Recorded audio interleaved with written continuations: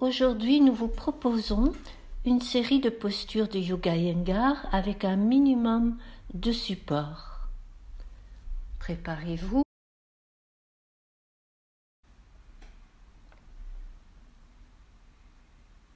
Adho Mukha Svastikasana.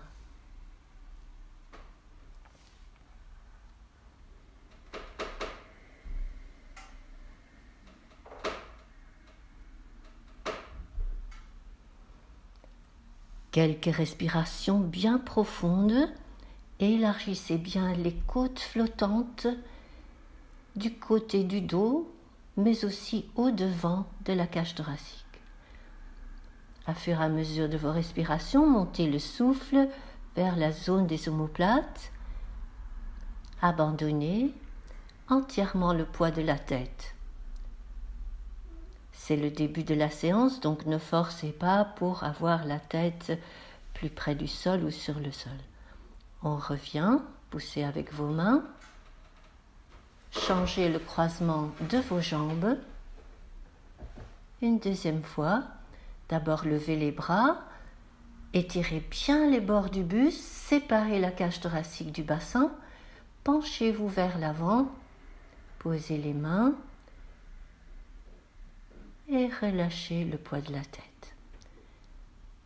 Tout en relâchant le poids de la tête, maintenez vos bras tendus fermement. Empêchez ainsi les coudes de descendre vers le sol. Séparez bien tous vos doigts. Quelques respirations larges, amples, sans toutefois forcer le volume ni la durée de votre respiration. Revenez.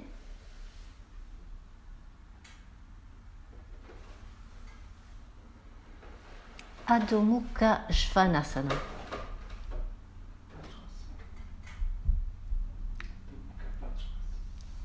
Adho Mukha Vajrasana. Asseyez-vous sur vos talons et penchez-vous vers l'avant. Si le bassin se lève, vous pouvez toujours mettre le tapis plié en 4 ou un coussin, ce que vous avez chez vous.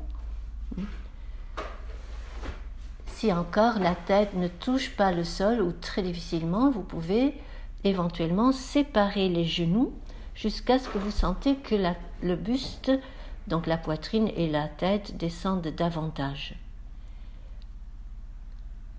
Gardez le poids vers le bassin, même si vous avez dû mettre un coussin, le poids du bassin doit descendre.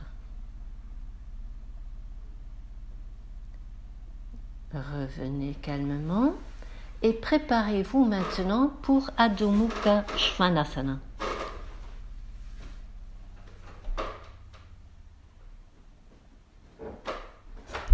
Placez vos mains avec les index vers l'extérieur, les pouces à l'intérieur.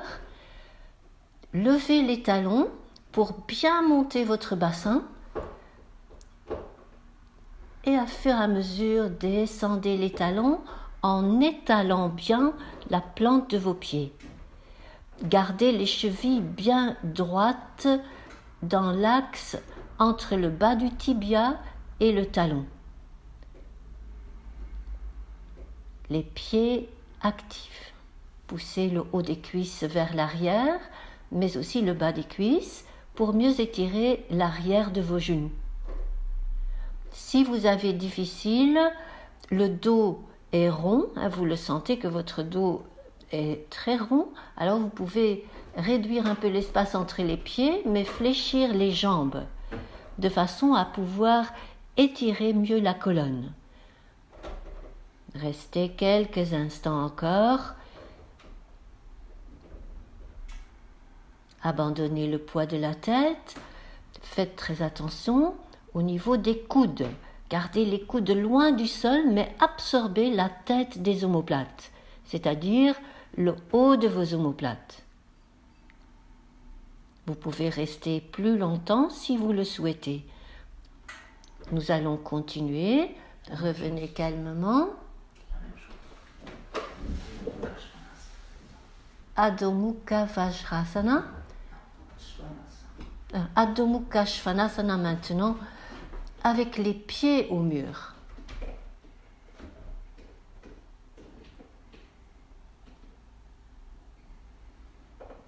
Levez les talons. Si vous êtes moins souple, vous pouvez lever les talons très haut sur le mur. Si vous êtes plus souple, vous levez moins les talons.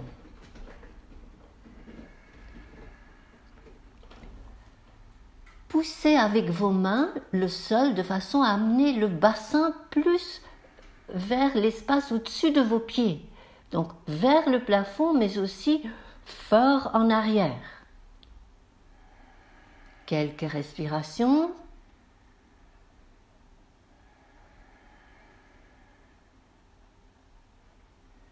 Et calmement pliez les genoux. Détendez-vous en Adho Mukha Vajrasana.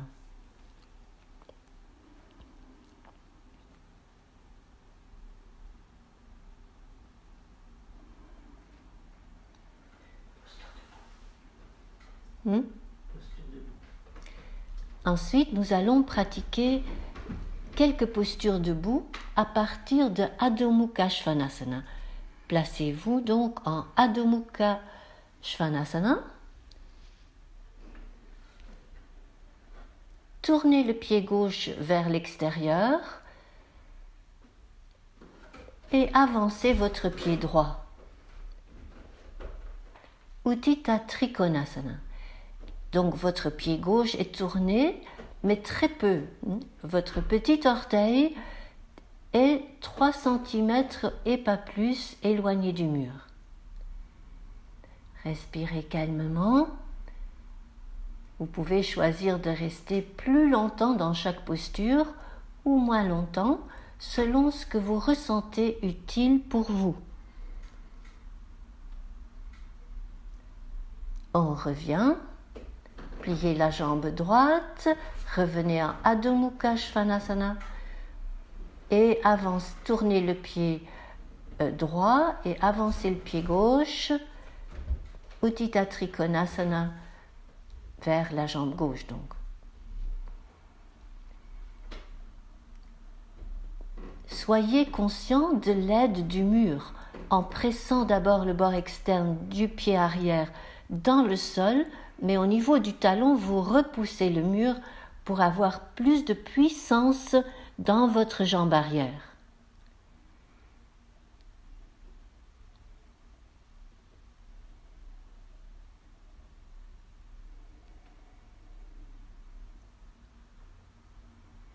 Pliez la jambe gauche, posez les mains au sol, Adho Mukha Svanasana. Virabhadrasana 2. Avancez votre pied droit. Tournez le pied gauche comme dans la posture précédente. Créez un angle droit avec la jambe droite, mais aussi selon votre possibilité. Le genou droit doit être poussé en arrière. Le tibia droit est perpendiculaire au sol. Au pied arrière, attention au bord externe, toujours sur le sol. Revenez, tournez-vous, Adho Mukha Svanasana. Pratiquez calmement la posture à gauche, en avançant donc la jambe gauche, angle droit.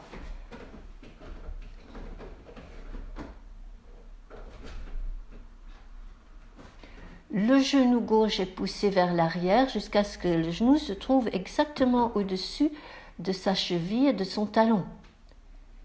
Le pied droit, bord externe. Tendez les bras avec force. Puis revenez en Adho Mukha Svanasana.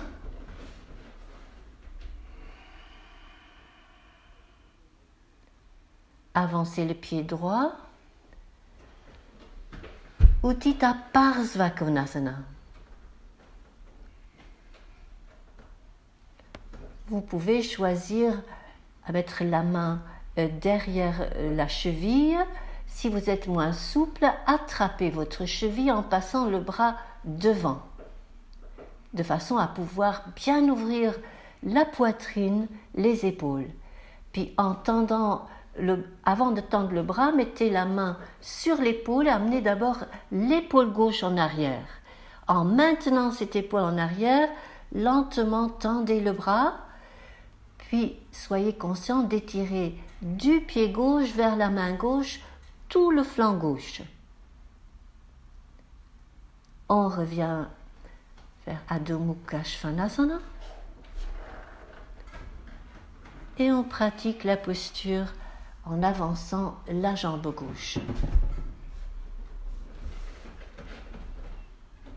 Donc si vous êtes souple, placez la main de façon classique derrière la cheville en poussant bien le genou gauche contre le haut du bras gauche. Si vous êtes moins souple, le bras devant le genou attrapant la cheville. Ainsi, c'est le bras qui pousse le genou en place, donc vers l'arrière. Mettez la main sur l'épaule, tournez la poitrine vers le plafond, l'épaule droite en arrière et progressivement tendez le bras. Gardez l'angle droit avec la jambe gauche le plus possible. Gardez le bord externe du pied droit sur le sol. Étirez le bord du buste, de la taille, de l'aisselle, tout le bord du buste. Et puis revenez à Adho Mukha Svanasana. Si vous êtes un petit peu essoufflé, restez calmement dans cette posture pour récupérer, pour calmer le souffle.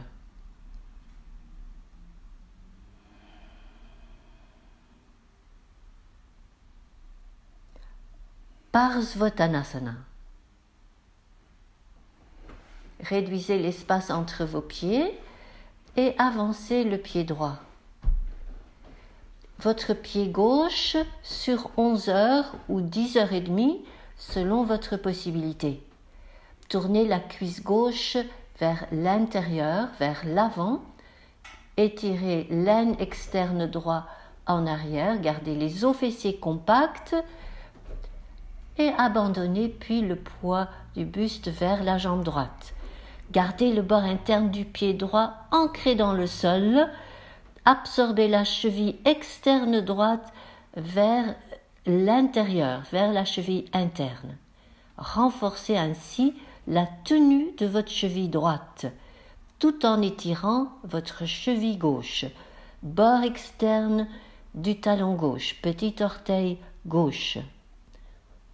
Puis revenez, pliez la jambe avant, revenez en Adho Mukha Svanasana, avancez le pied gauche. Tournez le pied droit sur 1 heure ou 1 heure et demie, de façon à pouvoir tourner la cuisse droite vers l'avant, direction donc vers l'intérieur. L'aine externe gauche vers l'arrière. Alignez le bassin, gardez les os fessiers compacts. Poussez avec le bord interne du pied gauche le sol vers l'avant pour aider le bassin à se placer. Ensuite, abandonnez le poids du buste, le poids de la tête. Quelques respirations, vous pouvez toujours choisir de rester plus longtemps que dans la démonstration, de façon à laisser agir la posture plus longtemps. Puis pour revenir lever la tête, pliez la jambe avant et refaites Adho Mukha Svanasana.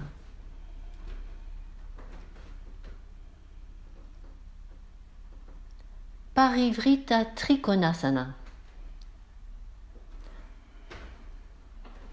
Avancez votre pied droit. La distance entre les deux pieds, le placement des deux pieds est comme la posture précédente. Soyez-en conscient, placez-vous. Ensuite, mettez la main gauche à la place de la main droite sur le bassin, serrez les os fessiers et commencez à tourner le bas de l'abdomen, tout en bas de l'abdomen, le haut de l'abdomen, les côtes basses, les côtes des aisselles, la poitrine, les épaules. Puis tendez le bras lorsque vous avez tourné au maximum. Si vous êtes indisposé, ne pratiquez pas cette posture ces jours-ci, mais placez-vous sur le sol, couchez-vous en Supta Baddha Konasana, sans support. Si vos genoux s'ouvrent peu, vous pouvez toujours mettre un support, un coussin, ce que vous avez à portée de vous, sous vos pieds, de façon à avoir le dos au repos. Avancez l'autre pied, le pied gauche, placez-vous, vérifiez la distance entre les deux pieds, comme la posture précédente, et puis continuez de ce côté. Soyez conscient que la face externe de vos cuisses doit être absorbée vers leur face interne, de façon à avoir une action sur le bassin, les os fessiers compacts. Tournez le bas de l'abdomen, le haut de l'abdomen, et surtout éloignez la cage thoracique du bassin, surtout en pressant le talon droit contre le mur et dans le sol. La taille longue, essorez la taille. Tournez les côtes basses, les côtes des aisselles. Revenez, les mains de part et d'autre du pied gauche et revenez en Adho Mukha Svanasana. Prenez un temps de repos.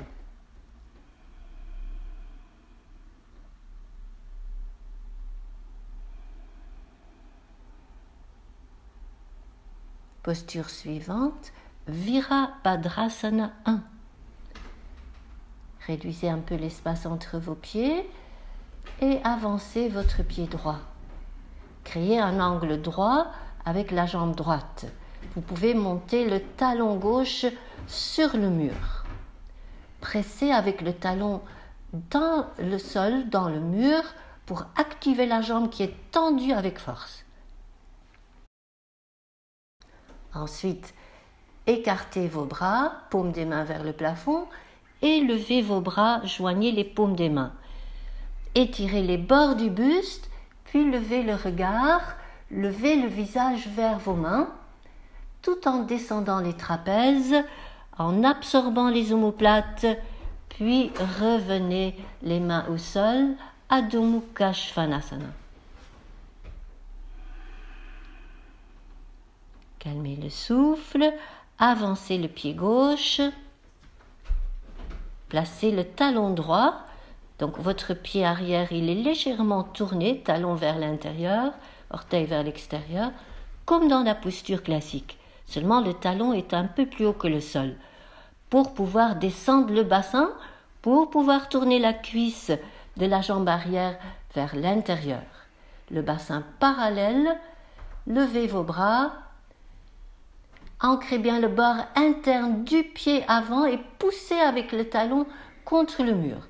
Le talon droit plus contre le mur, mais le genou gauche plus en avant. Revenez avec les mains de part et d'autre et puis refaites Adho Mukha Svanasana, calmez le souffle.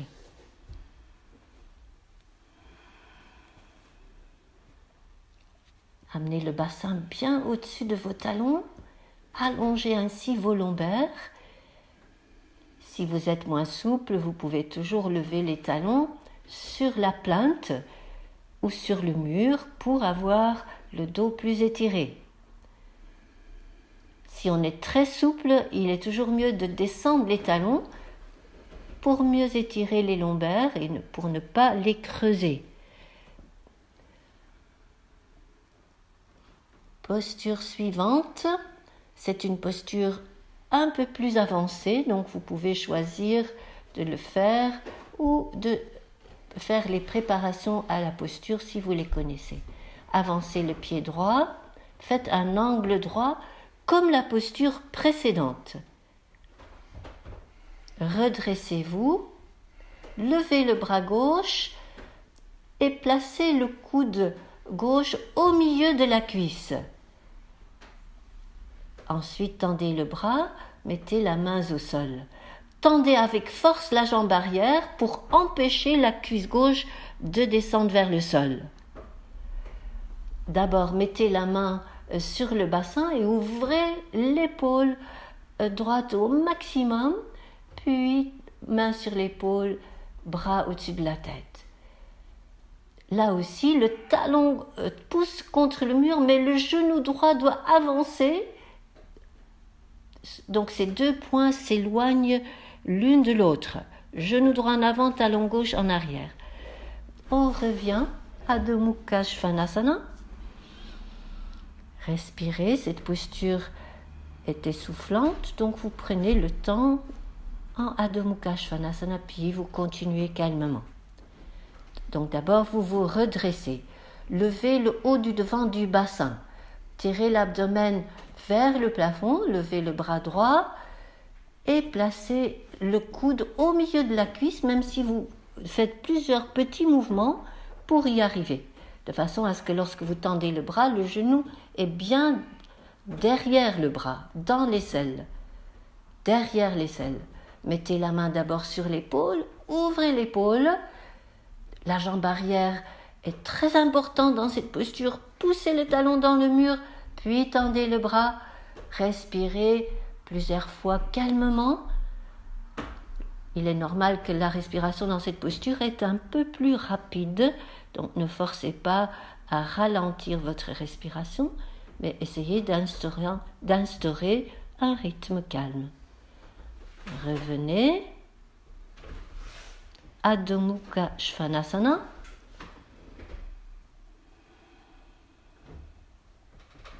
Puis c'est la fin des postures debout. Asseyez-vous sur vos talons.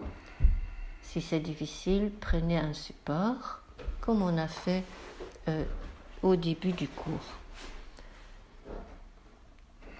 Prenez le temps pour calmer le souffle, tout en amenant l'arrondi de vos épaules vers l'arrière. Absorbez les omoplates, mais évitez de durcir les muscles du dos. Calmez.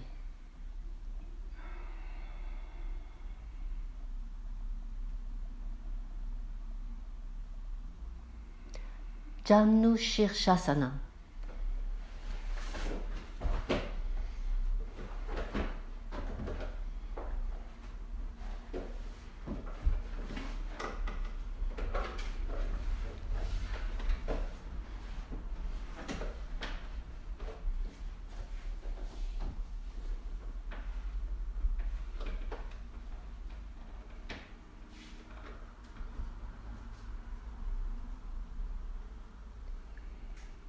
Si vous êtes moins souple, vous pouvez amener la plante du pied droit plus contre la face interne de la cuisse gauche et ouvrir moins l'angle, c'est-à-dire le genou peut rester aligné avec la hanche, de façon à pouvoir tourner le bassin face au pied gauche.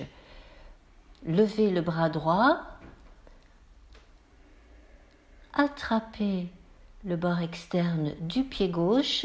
Si vous avez difficile, prenez tout simplement une ceinture que vous tenez ensuite le plus près possible de votre pied, avec le bras tendu.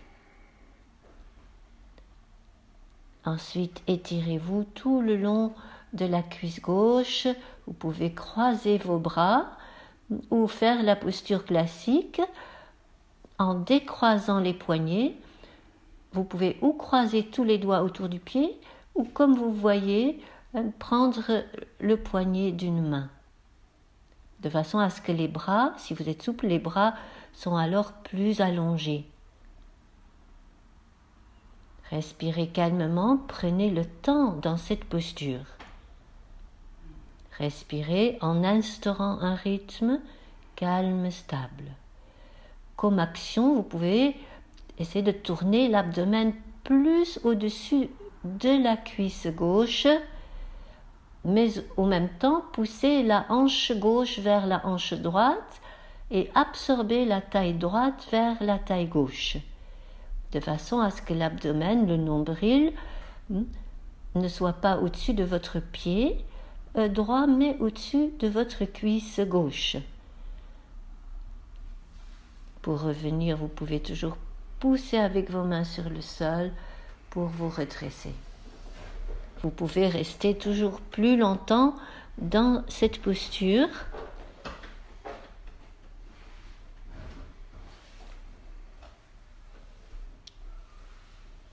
Préparez-vous de l'autre côté.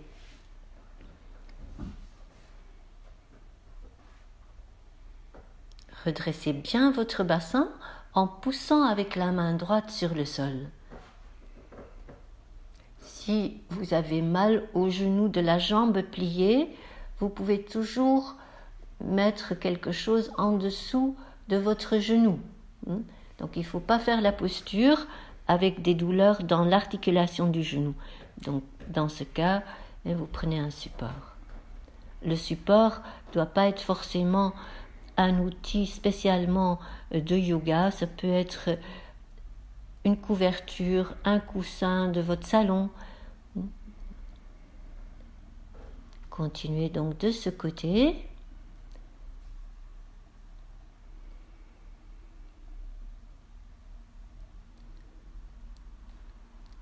L'abdomen le plus possible au-dessus de la cuisse droite, mais la hanche droite, pour cela, doit aller vers la hanche gauche. Donc il y a une action face externe du haut de la cuisse droite vers la face interne, de façon à avoir accès à la hanche droite.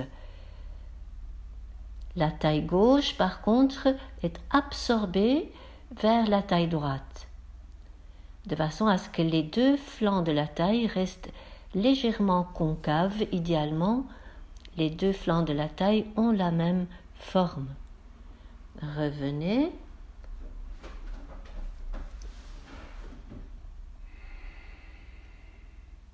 Et préparez-vous pour Marichyasana 3. Donc pour Marichyasana 3, il est mieux de s'asseoir un peu plus haut que pour la posture précédente. Si vous n'avez pas exactement le même support, vous pouvez prendre ce que vous avez à disposition chez vous, dans votre maison.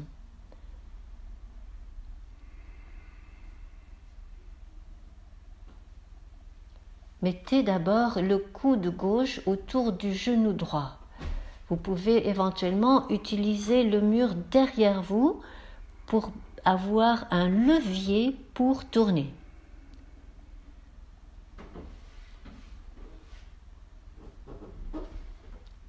La posture plus classique après cette préparation, donc le coude gauche au-delà du genou droit. Le coude gauche pousse le genou droit et le genou droit doit résister, de façon à ce que ce genou reste au-dessus de sa cheville et le tibia droit perpendiculaire au sol. Respirez calmement. Donc, il faut tourner, mais il faut aussi et surtout lever vos lombaires. Montez tout le pourtour des côtes basses, de façon à avoir la taille longue, les reins absorbés. Si c'est difficile, asseyez-vous plus haut. Difficile, c'est-à-dire si le dos s'arrondit, vous vous asseyez encore plus haut. Revenez et préparez-vous de l'autre côté. Toutes ces postures, si vous avez difficiles, il serait bien de les répéter 2 fois. C'est-à-dire vous faites à droite, puis à gauche, puis vous recommencez une deuxième fois et vous verrez que la deuxième fois, le corps est plus souple dans cette posture et vous aurez plus de résultats, plus de confort aussi, qui vous permet de rester un peu plus longtemps.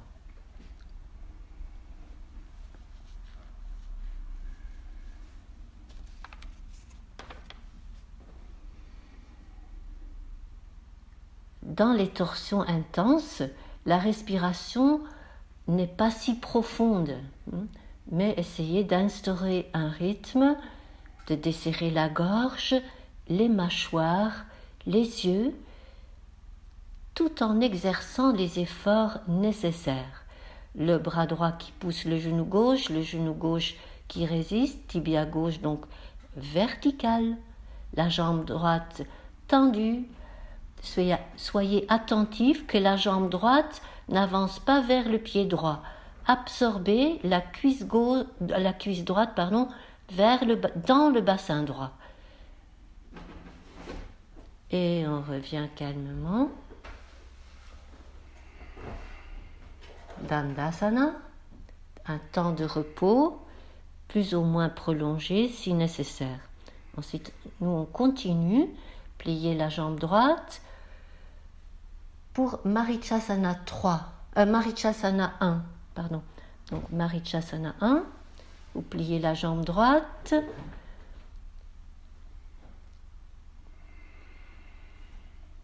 Levez le bras droit. Placez le bras à l'intérieur maintenant de la jambe droite, du genou droit. Vous voyez que le genou est derrière le haut du bras, derrière l'aisselle. Vous pouvez tourner donc vers la gauche, main gauche au mur. Vous essayez de faire une droite entre la main droite et la main gauche, tout en gardant l'aine externe droit descendant ainsi que l'os fessier. Le poids sur les deux os fessiers donc. Ensuite, lentement tournez-vous vers l'avant, attrapez le pied avec tous les doigts derrière votre pied et voyez la suite si cela est possible. Sinon, vous pouvez continuer en gardant les mains au pied gauche. Donc, pour pouvoir faire la posture comme Willy le montre, il faut déjà aller très bas. Ensuite, Willy va remontrer comment mettre les bras derrière. Donc, on tourne le bras vers l'intérieur, on descend bien l'aisselle le long du tibia et on attrape le poignet de l'autre main. Ensuite, le plus possible, on a la poitrine, les épaules parallèles au sol. Et ensuite, seulement on relâche la tête. Pendant qu'on reste dans la posture, il y a encore une progression possible. C'est-à-dire, on va descendre à fur et à mesure, si possible encore, l'os fessier droit. Adoucir la respiration. Abandonner le poids de la tête.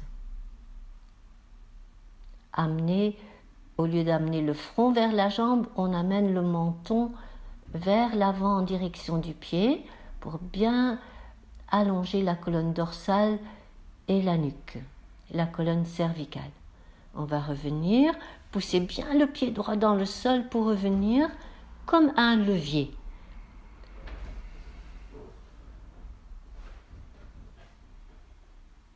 Un temps de repos en Dandasana, puis on continue de l'autre côté. Vérifiez votre assise. Donc là aussi, si c'est difficile, vous pouvez prendre plus de support que ce qu'on montre maintenant à cet instant. Donc d'abord, on va essayer d'ouvrir, de tourner. Donc si vous êtes indisposé, cette posture, vous pouvez la pratiquer en toute sécurité. Mais vous n'allez pas forcer à mettre la tête sur la jambe. Vous pouvez éventuellement utiliser un coussin entre le tibia et votre front. Donc regardez bien la progression, calmement.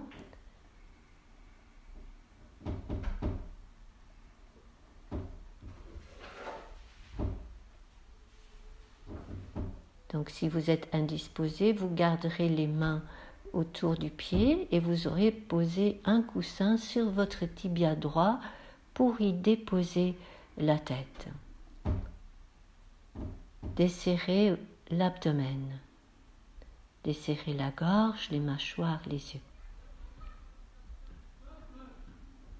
Les épaules le plus possible parallèles au sol. Le pied gauche, qu'on ne voit pas bien sur cette image, votre pied gauche est actif sur le sol. Le bord interne de ce pied gauche est le plus possible au sol, pressant donc sur le sol. À fur et à mesure, on descendra l'aine externe gauche et l'os fessier gauche. On va revenir, presser le pied gauche dans le sol et revenir.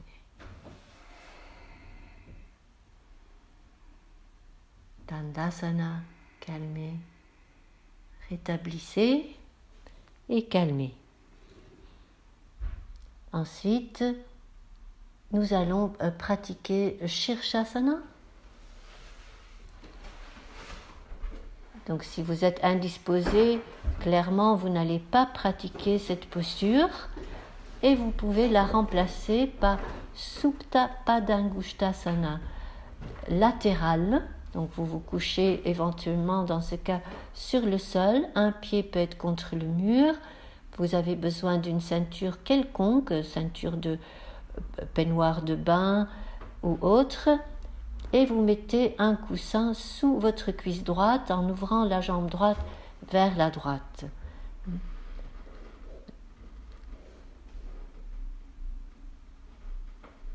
Donc vous pouvez pratiquer Shirshasana contre le mur.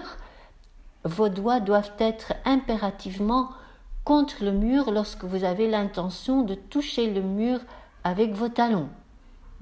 Si vous pratiquez juste près d'un mur pour votre sécurité, cela a moins d'importance.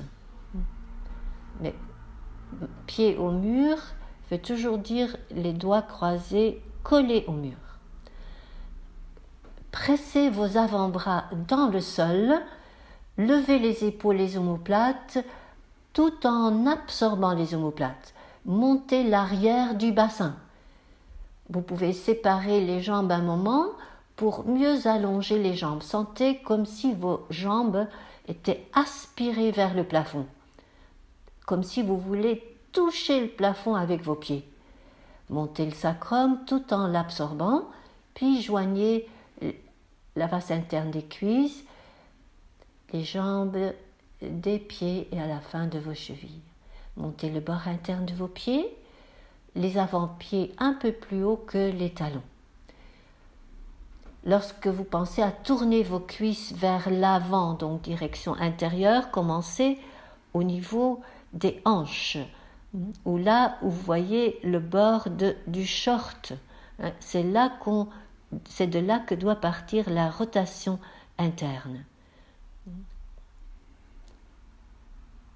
Montez bien l'arrière du bassin constamment, ayez la taille longue, calmez, tout en maintenant les actions nécessaires. Vérifiez que la gorge et les mâchoires soient desserrées. L'effort réside dans les bras, les omoplates,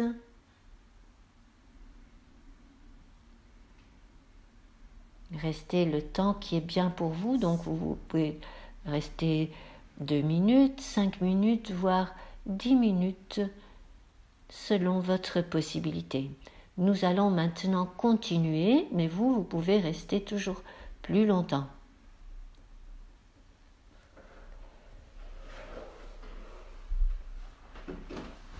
Faites toujours un retour de cette posture de Shirshasana, même si vous n'êtes pas resté longtemps. Vous connaissez le retour, Willy le montre. Donc, respectez cela comme un protocole pour défaire toute tension éventuelle au niveau de la nuque. Même si vous ne sentez rien en ce moment, vous faites ce protocole. On va continuer, mais vous pouvez rester plus longtemps si vous pensez que c'est nécessaire.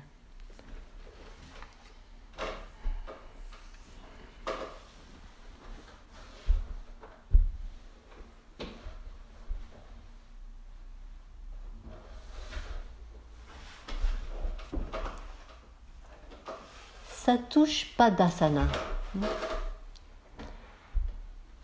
Placez le tapis ou autre sous vos épaules, la tête en dehors. Levez votre bassin, roulez les épaules bien en dessous pour aller vers vos pieds avec vos mains. Dans un premier temps, vous pouvez mettre les paumes des mains sous vos talons, pressez les pieds dans le sol et sur vos mains, mais pressez aussi les bras dans le sol pour mieux monter le bassin, le sacrum absorber. Les cuisses vers le bassin, mais le pubis vers vos genoux. Éloignez l'abdomen du pubis. Si vous êtes indisposé, vous pouvez faire cette posture sans y rester trop longtemps, sans trop vous fatiguer, vous épuiser. Ensuite, on va attraper les chevilles. Veuillez placer tous vos doigts du même côté, les pouces donc près des index. Encore pressez avec vos pieds, pressez avec vos bras pour mieux redresser la cage thoracique. Des aisselles, montez verticalement le haut de la cage thoracique. Puis revenez calmement. Éventuellement, répétez plusieurs fois cette posture. Posture suivante, Setubandha Sarvangasana.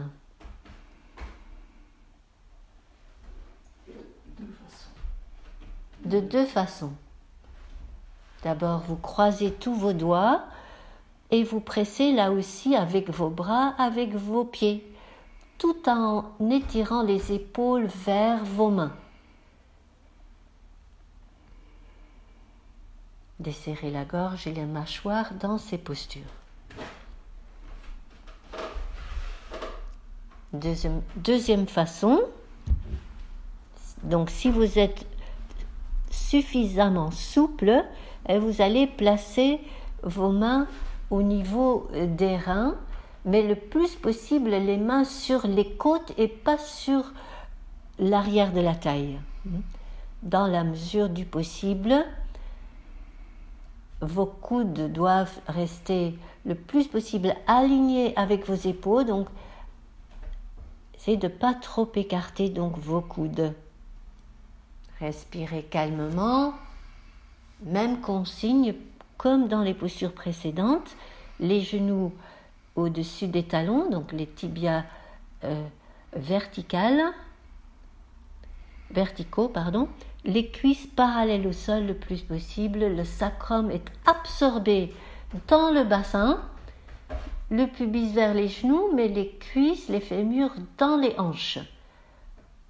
Et on revient calmement. Donc ces postures préparent aussi vos épaules éventuellement pour Sarvangasana.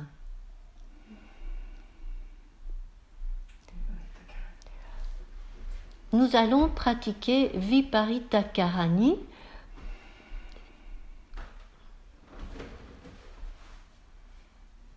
Donc, la position des épaules, de la tête, des bras reste le même, mais vous montez les jambes pliées, et puis vous allez tendre les jambes verticalement. Donc les pieds au-dessus du bassin. La respiration calme. Si donc vous n'avez pas suffisamment de support chez vous, de couverture, vous remplacez donc la chandelle, Sarvangasana, vous la remplacez éventuellement donc par cette posture de Viparita Karani.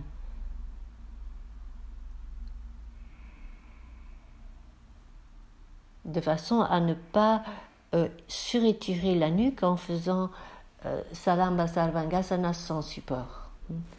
Donc évitez de surétirer votre nuque, surtout si vous pratiquez seul et qu'il n'y a pas un professeur près de vous pour vérifier le placement de votre nuque.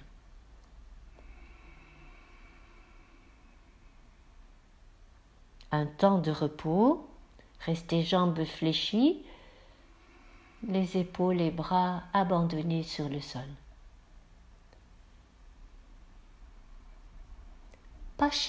Paschimottanasana.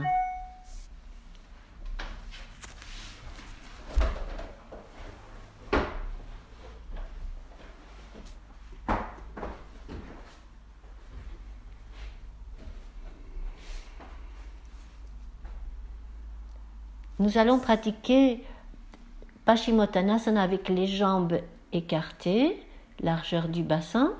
Si vous êtes indisposé, vous pouvez très bien faire cette posture en mettant, comme dans d'autres flexions avant, un coussin ou 2 coussins sur vos tibias.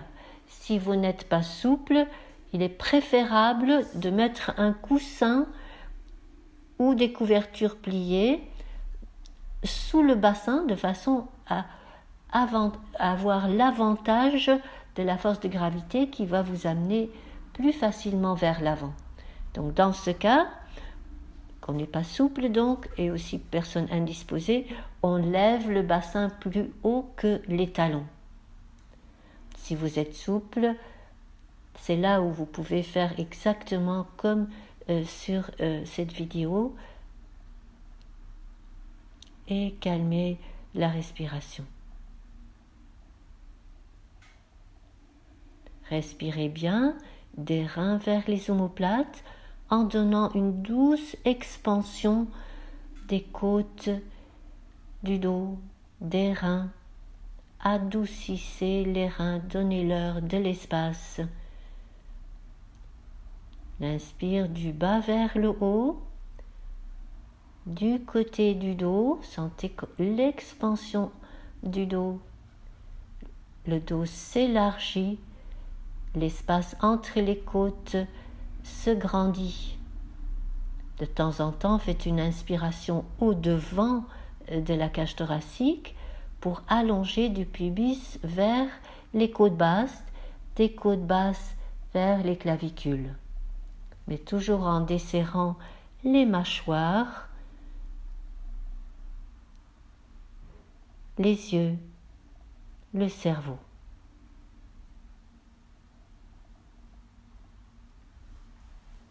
Pour revenir, vous pouvez toujours pousser avec vos mains sur le sol. Et à partir de cette posture, vous allez vous allonger en Shavasana. Vous avancez le bassin pour avoir les jambes fléchies. Si le sol est dur, posez un tapis ou une couverture sur le sol. Éventuellement une couverture ou quelque chose de plié, un tapis ou un coussin mais très plat. Dans ce cas, si c'est un coussin, le coussin doit être très très mince, juste sous la nuque et sous la tête. Donc les épaules sont au sol. Placez votre tête bien dans l'axe de votre colonne, placez vos omoplates.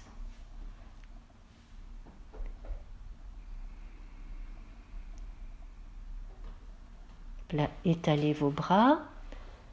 Donc l'étalement des bras selon la facilité d'ouvrir les épaules. Donc si les bras sont près du corps, en général, c'est plus difficile d'ouvrir, de laisser tomber les épaules vers le sol. Donc cherchez et trouvez le meilleur endroit pour vos bras, là où vous sentez une ouverture naturelle du sternum vers l'arrondi de vos épaules. Desserrez autour du coccyx, desserrez vos muscles fessiers. Abandonnez ainsi le poids du bassin dans le sol. L'abdomen naturellement étalé par l'absence de toute action, toute tension éventuelle s'écoule, se disperse, disparaît. De la hanche droite, abandonnez la cuisse, le genou, la jambe, le pied droit. De la hanche gauche, la cuisse, le genou, la jambe, le pied gauche.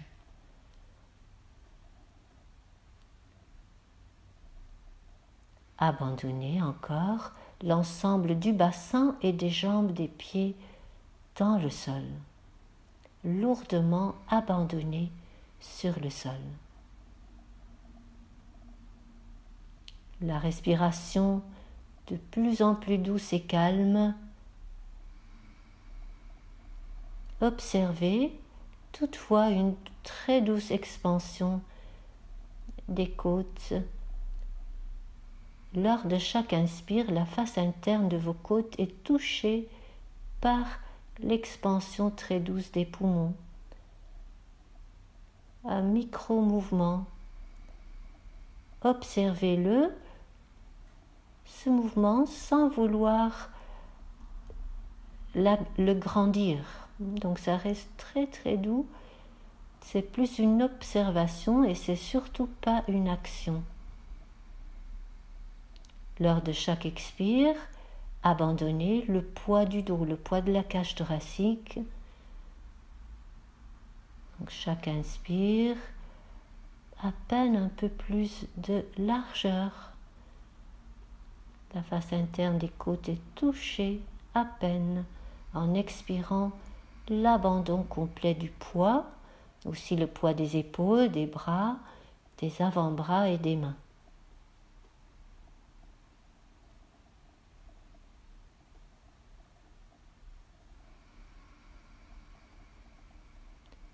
Observez calmement le passage de l'inspire pour mieux vous abandonner pendant vos expires.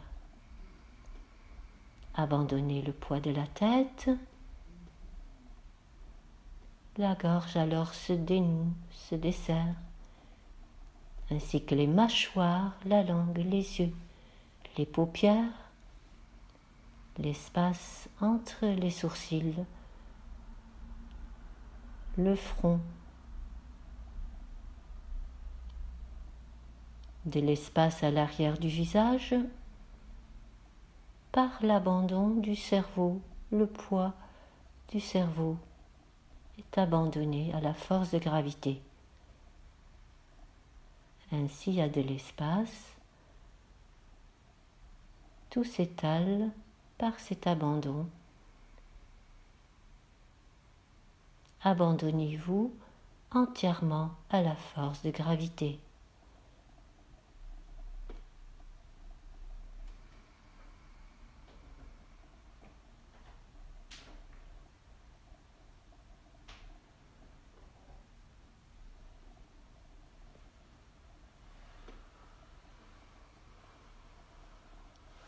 Pour revenir de Shavasana, vous pouvez plier vos jambes calmement une par une, prendre une respiration un peu plus profonde et consciente, et puis à votre rythme, vous tournerez sur votre flanc.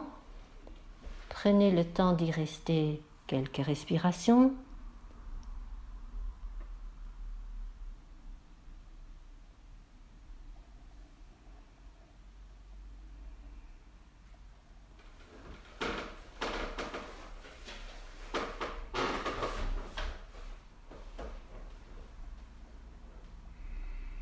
Asseyez-vous en Svastikasana. Joignez les paumes des mains devant la poitrine. Soyez très posé, calme, large.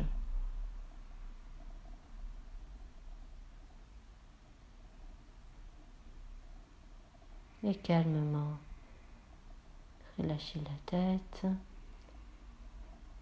Remercions pour ce moment avec soi-même.